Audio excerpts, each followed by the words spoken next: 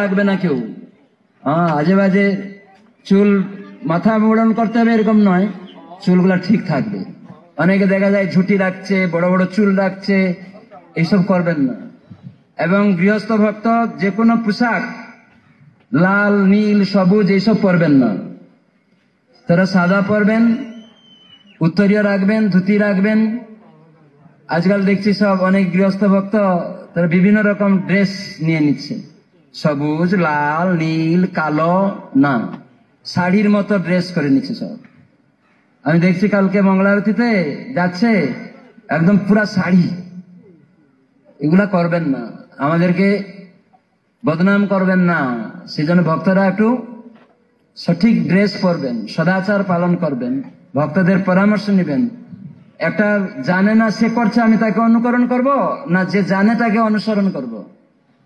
যারা জানে তাদের অনুসরণ করব, যে জানে না তাকে অনুকরণ করবেন না। সেজন্য প্রশ্নের মাধ্যমে সব সমাধান করবেন, এটা আমাদের অনুরোধ। তো এইভাবে আমরা যেন ছল ধর্ম ত্যাগ করি, ভক্তি ধর্ম গ্রহণ করি। তো এটা কি করে ভক্তি ধর্ম গ্রহণ হবে? কে বলতে পারেন? ছল ধর্ম যাবে, ভক্তি ধর্ম কি করে পাওয়া যাবে? কে বলতে পারে? যদি আমরা এই নাম হটে যোগদান করি, হরে কৃষ্ণ কৃষ্ণ কৃষ্ণ হরে হরে, হরে রাম রাম রাম হরে হরে, এটি যদি গ্রহণ করি, হৃদয়ের আয়না পরিষ্কার হবে, আত্মজ্ঞান লাভ হবে, তখন এই দেহ ধর্ম, আসুরিক ধর্ম যাবে, আর এইটা থেকে আমি মুক্ত হবেন। এই জন্য কৃষ্ণকে গ্রহণ করলে ছল ধর্ম থেকে মুক্ত হবেন।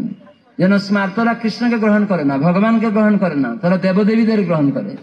এই জন্য এই জগতে দেহেতে আসক্ত হয়ে যায়, আমি ব্রাহ্মণ, আমি শ্রেষ্ঠ, এই অভিমান চলে। অন্তত ব্রাহ্মণ গুণাবলীতে আসা উচিত, কিন্তু সেখানে দেহাত্ম বুদ্ধি থাকা উচিত না। ব্রাহ্মণ মানে যে ব্রহ্ম বস্তু আত্মজ্ঞান করেছে সে ব্রাহ্মণ হবে, কিন্তু দেহাত্ম বুদ্ধি থাকলে হবে না। সেজন্য আমাদের তার থেকে ঊর্ধ্বে আসতে হবে, আত্মজ্ঞানী হয়ে ভগবানের সেবাতে যুক্ত হতে হবে। আপনারা যদি জানলেন আমি ডাক্তার, ডাক্তারি করেন না। আপনি যদি জানেন বলেন আমি চাষি, চাষ করেন না, কিছু মূল্য নেই।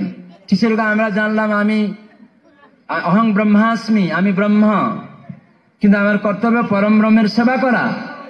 সেজন্য অহং ব্রহ্মাস্মি বলে খ্যাত হলে হবে না, আমি ব্রহ্ম, কিন্তু অহং ব্রহ্মণঃ পরমেশ্বরস্য অস্মি, আমি সেই পরম ব্রহ্ম পরমেশ্বর ভগবান শ্রীকৃষ্ণের অংশ, তার সেবক, তাই তার সেবা করতে হবে। এই জন্য চাকরি বাকরি, চাষ বাস কোনো কিছু ত্যাগ করতে হবে না। কালকে গৌরাঙ্গ প্রেম স্বামী মহারাজ বলছিলেন এই নামটা প্রচার হচ্ছে গৃহস্থ ভক্তদের জন্য। এই জন্য আপনারা গৃহেতে থাকছেন, আপনাদের চাকরি ব্যবসা কিছু ত্যাগ করতে হবে না, সবকিছু থাকবে, কিন্তু সেই গৃহস্থ আশ্রমে পরিণত করতে হবে। তো সেজন্য সেই ব্যবসা চাকরি সব কার জন্য করতে হবে? কার জন্য করতে হবে? কৃষ্ণের সেবার জন্য করতে হবে। তার মানে আমরা দাস, স্ত্রী পুত্র কন্যা তারা দাস দাসী, এরা আমাকে দেখবে এই ভাবনা নিয়ে তাদের দেখবেন না। তো সেজন্য এই নামটা প্রচার করতে গেলে আমাদেরকে নিঃস্বার্থ সেবা করতে হবে। কি সেবা করতে হবে? নিঃস্বার্থ সেবা। আর এই নিঃস্বার্থ সেবার দ্বারা এই যে মানুষেরা ছল ধর্মে আসক্ত হয়ে আছে, তাদের মানবতা নষ্ট হয়ে গেছে। তো সেই লুপ্ত মানবতা থেকে মুক্ত হবে যখন নিঃস্বার্থ সেবা, এই নামকে আপনি গ্রহণ করবেন, আত্মজ্ঞান লাভ করে অন্যকে সেটি দান করবেন। এই জন্য নাম হতো সংঘ। তার মানে এটি কলিযুগে মহারাজ কালকে বললেন সংঘবদ্ধ ভাবে করতে হবে, একা একা নয়। একটা লাঠি ভেঙে দেওয়া যাবে, 10টা লাঠি একসাথে ভাঙা যাবে? সেজন্য 10-এর লাঠি একের বুঝা বলে। সেজন্য আমাদের 10টা লাঠি মানে মহাপ্রভু শিক্ষা দিলেন 10-5 মিলেই নিজ দ্বারেতে বসিয়া কীর্তন করহ সবে হাতে তালি দিয়া, হরে কৃষ্ণ কৃষ্ণ কৃষ্ণ হরে হরে, হরে রাম রাম রাম হরে হরে।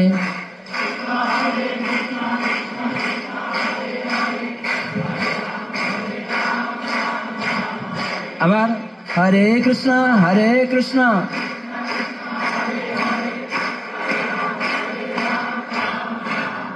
হরি বল। তো এটাতে কোনো টাকা পয়সা লাগছে? এখানে কোনো স্বার্থ আছে? নিজের মঙ্গল হবে। এখানে স্বার্থ, স্ব অর্থ মানে নিজেকে জানা। তাই হরিনাম করার মাধ্যমে স্বার্থ, স্ব অর্থ। তো ভাগবতে বলা হচ্ছে স্বার্থ গতিং হি বিষ্ণু। তার মানে আমি যখন নিজেকে জানবো, ভগবানের সেবায় যুক্ত হব, আমার গতি কি? বৈকুণ্ঠ ধাম। বৈকুণ্ঠ ধাম মানে যেখানে উৎকণ্ঠা নেই, হতাশা নেই, উদ্বেগ নেই। হঠাৎ করে অসুরেরা উৎকণ্ঠা দিবে, যেমন অরিষ্টাসুর এসে গর্জন করে উৎকণ্ঠা দিচ্ছিল ব্রজবাসীদের। তাই যখন কৃষ্ণকে গ্রহণ করলো তারা মুক্ত হয়ে গেল, হ্যাঁ কিনা? তাই এই বৈকুণ্ঠে গেলে হতাশা উৎকণ্ঠা থেকে মুক্ত হয়ে যাবে। নিতাই গৌর প্রেমানন্দে। তাই জন্য লুপ্ত মানবতা উদ্ধার করতে গেলে আপনাদেরকে অংশগ্রহণ করতে হবে। কয়জন এই নামটো সঙ্গে নিজেকে যুক্ত করবেন এবং অন্যকে যুক্ত করাবেন? হাত তুলুন। করবে না? সবাই করবে?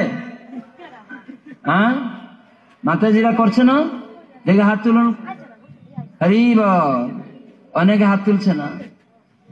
তার মানে ওরা ওই দেহাত্ম বুদ্ধিতে, ছল ধর্মে এই জগতে টাকা পয়সা পাবে, আবার চলে যাবে। আচ্ছা, টাকা পেলেন, চলে গেল, তখন দুঃখটা বেশি না কম?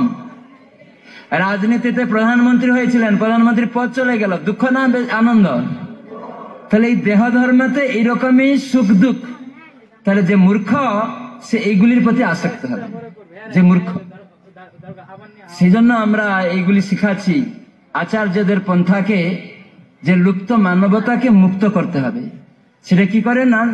নিঃস্বার্থ সেবার দ্বারা। তার মানে নিজে জানবো আমি কৃষ্ণের দাস, কৃষ্ণ সেবা করব, তাহলে বৈকুণ্ঠ গতি হবে, আমি আনন্দ পাবো। এরা আনন্দ পাবে না, কষ্ট পাচ্ছে, আমি এদেরও দিব সেই আনন্দটা। এই জন্য গুরু মহারাজ বলছিলেন যে জীব হিংসা, প্রধান জীব হিংসা হচ্ছে অন্য জীবকে কৃষ্ণ নাম প্রদান না করা। আমি পেয়ে গেলাম কৃষ্ণ নাম, আর আমি জানি বৈকুণ্ঠে যাব, এরা কষ্ট পাচ্ছে, পাক, তাহলে ওটা প্রধান জীব হিংসা হয়ে গেল। এই জন্য নামহট্ট সংঘ ভক্তিবিনোদ ঠাকুর তিনি তৈরি করলেন। ওনার সময় উনি 500টা গ্রুপ করেছিলেন। উনি মাঝে মাঝে বাজারে বাজারে জনবসতিতে গিয়ে এই গীতা ভাগবতের কথা বলতেন।